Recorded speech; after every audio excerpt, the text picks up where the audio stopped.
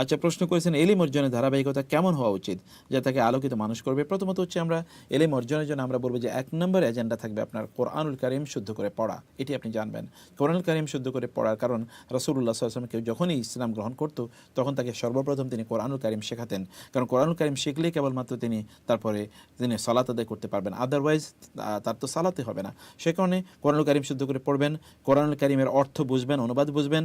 এর পাশাপাশি আপনারা রাসূলুল্লাহ সাল্লাল্লাহু আলাইহি ওয়াসাল্লামের জীবনী, রাসূল সাল্লাল্লাহু হাদিস এর সবচেয়ে আপনার কাছে যেগুলো মানে আপনার মধ্যে ইবাদত করার মধ্যে ইন্সপায়ারেশন তৈরি করবে, মোটিভেশন তৈরি করবে, যেমন রিয়াদুস সালিহিন এই জাতীয় গ্রন্থ এটা পড়া।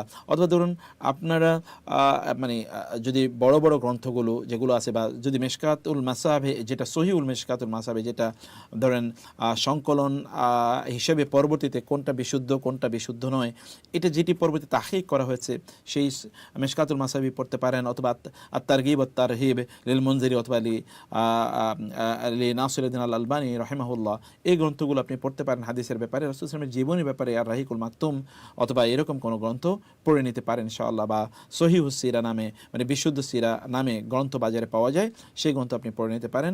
অতঃপর ইসলামের ইতিহাস জানবেন এবং তাওহীদের উপর বিশেষ করে আকীদার উপরে অনেকগুলো গুরুত্বপূর্ণ কিন্তু খুবই সহজ কিছু বই আছে। মানে আকীদার অনেক ইস্যু আছে যেগুলো ধরেন অনেক জটিল, সেগুলোর কাছে আপনার যাওয়ার দরকার নাই, কমপক্ষে সংক্ষিপ্তগুলো পড়বেন, যেমন আল আকীদাতুল ওয়াসিতিয়া অথবা ধরুন মানে ইসলামিক আকীদা, অথবা ধরুন আল ফিকহুল আকবর, বা আমরা যদি বলি আকীদা তোহাভিয়া, মূলনীতিগুলো এগুলো আপনি পড়ে নিতে পারেন। অথবা আল কিতাব মানে কিতাবুত তাওহীদ নামে মোহাম্মদ বিন আব্দুল ওয়াহাব রাহিমাহুল্লাহ তার বই আছে, এই বইগুলো আকীদার পড়ে নিতে পারেন ইনশাআল্লাহ। এই ধারাবাহিকতা আপনি আগাবেন এবং সর্বশেষ ফিকার গ্রন্থ পড়বেন। ফিকার গ্রন্থ আগে অনেকে পড়া শুরু করে দেয়, সেটি আপনি একেবারে প্রথমেই না রাখলেও চলবে ইনশাআল্লাহ।